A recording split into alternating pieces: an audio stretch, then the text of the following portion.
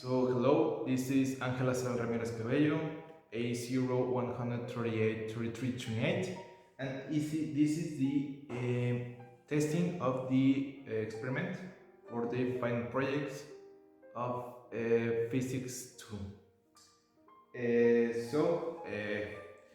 The question here to test is how two bats can locate themselves in the world without using their vision, by only emitting sounds. And well, this phenomenon will be explained in this project, so let's look how the bats can see without actually seeing. So to understand how do bats can understand their environment without actually seeing it, we need to understand the phenomenon of echolocation that they use to actually understand where do they stand in the world. But to understand this phenomenon, we got to explain first what are these sound waves, which are the waves where sound travels in different kind of mediums and through any kind of material. Obviously, these waves are the ones responsible for you watching this video to actually hear what I'm saying, because I'm generating vibrations in my mouth, well, actually in my choral strings. But with these waves, us humans can hear any kind of things, but we can hear only the ones that are on our frequency, audible frequency.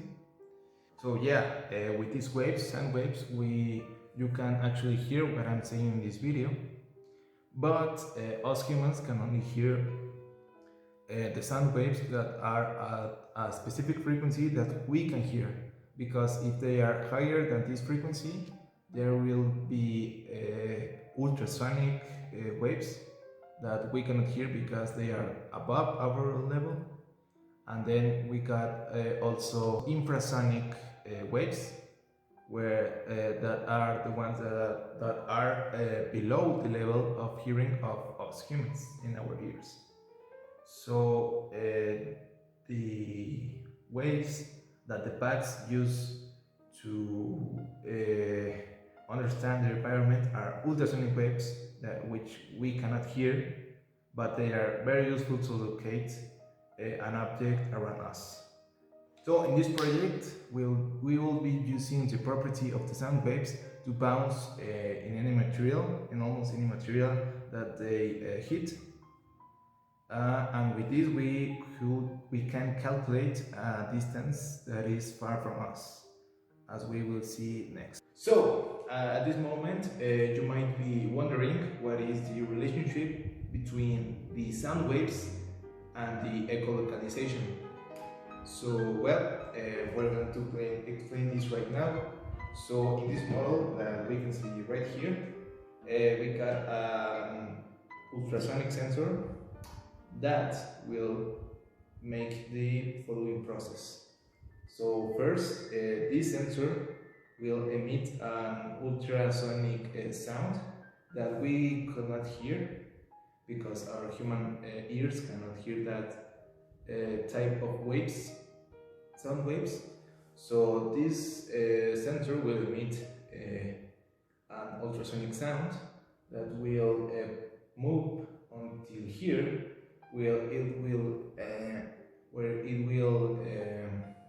bounce back to the other end of the sensor. So this sensor will emit a sound, it will emit a wave. So the sensor will emit an ultrasonic sound wave that will bounce in this object, and then this wave will bounce another again to the other end of the sensor. And you might be wondering also, how can we tell what is the distance between the sensor and this object? Well, the time that passes between the sound. Okay, so to calculate what is the distance between the sensor and the object, we need to use the time spent, the time that the sound spent moving here and then here, and the velocity of the sound that, as we said at the beginning, is 343.2 meters per second. So we can make a formula to determine the actual distance that the sound. So for the actual experiment, we'll be using these materials. We'll be using an object where the sound will bounce, a field to actually watch the distance between the object, and an ultrasonic sensor that will be the object that will be playing as a pad, because it can it can produce the same effect as the pad before mentioned, which is the echolocalization.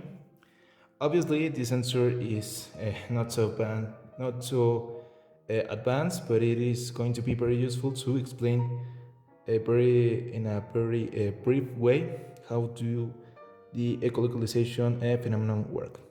So the sensor has two outputs. Well, actually, one is an output and one is an input. So the first one, that is the output, will emit an ultrasonic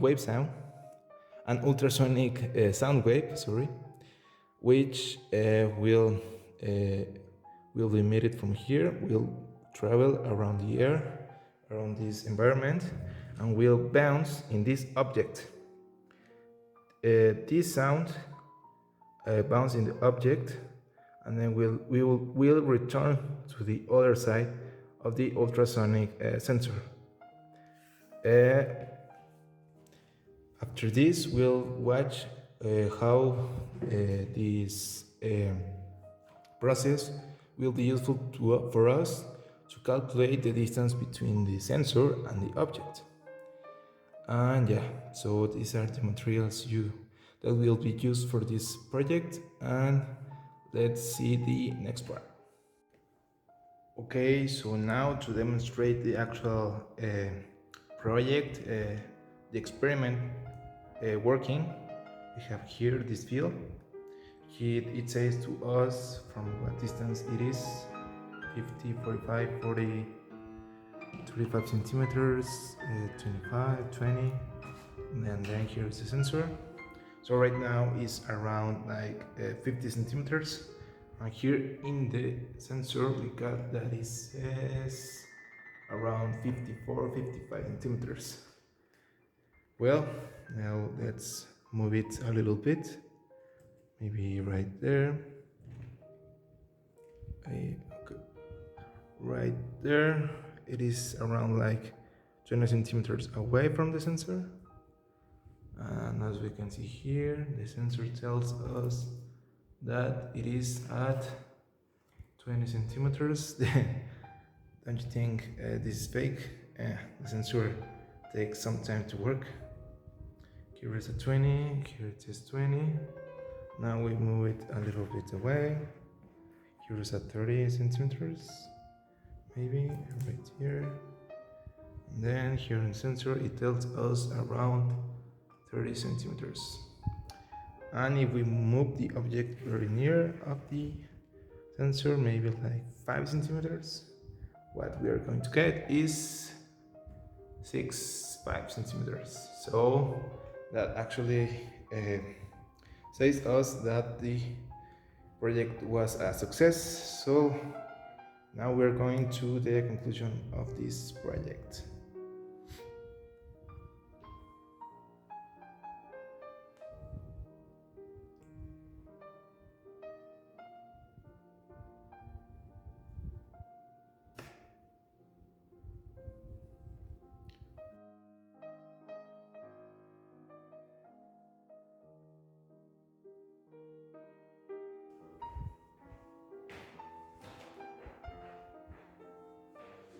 So at this point, you might be guessing that the actual distance is a relationship between the velocity, the time, and the distance. Well, that's correct, and we can use the formula just for uh, any kind of movement in a transversal way, only from in only one axis. So for the distance in this process, to calculate the real distance between the sensor and the object, we need to multiply the velocity with the time taken from the sound wave from here to here and here to here, and these two, the velocity and the time, divided by 2, because we are using the time taken from 2 laps from each side of this kind of field. So the distance we are calculating is actually two times this distance. So we need to divide the velocity times the time divided by 2. So yeah, in conclusion, in our real formula will be velocity multiplied by the time divided by 2, as we will see. So now, to demonstrate this, we're going to actually move the object and see in the monitor what is actually happening. And if we made our formula correctly, the actual centimeters between this the sensor and the object will be correct on this screen. So let's watch.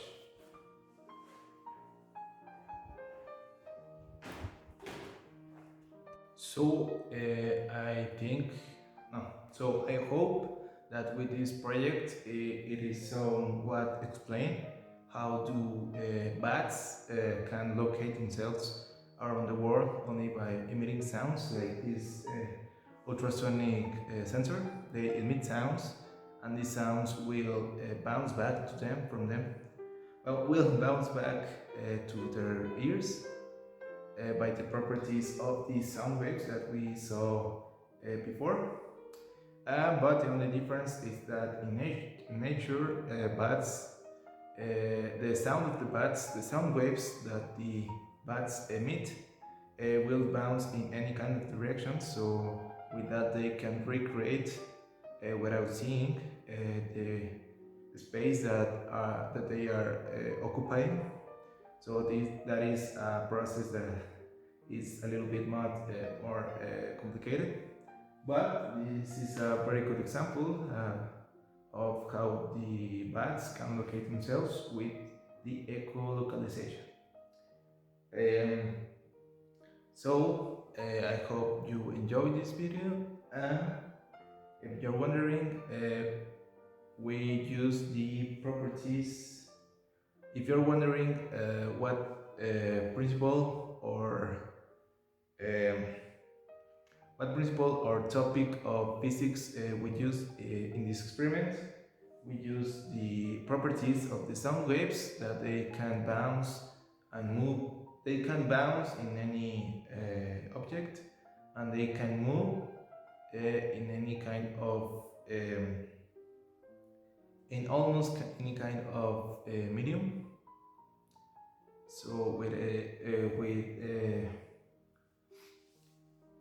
so if you are wondering what properties or topics of physics we use here, we use the properties of the sound waves, that they can move in almost any kind of medium, and they bounce in any object. So with this, you can calculate the distance between between an object and another by only using the sound, as we saw in the experiment. And also we use the relationship between velocity, distance, and time to determine the distance between two objects without actually using a ruler every time. So that was pretty much all of it. Thanks for watching, and goodbye. And finally, as an extra, we're going to show a real application that we can use from this experiment that also can be applied in the use of in the making of and so finally, as an extra, we're going to see actual use for the experiment in the building of an autonomous car. And so as we can see here, we move the object closer, and then at certain distance, the sensor will activate a motor indicating that the object is at certain distance near the sensor.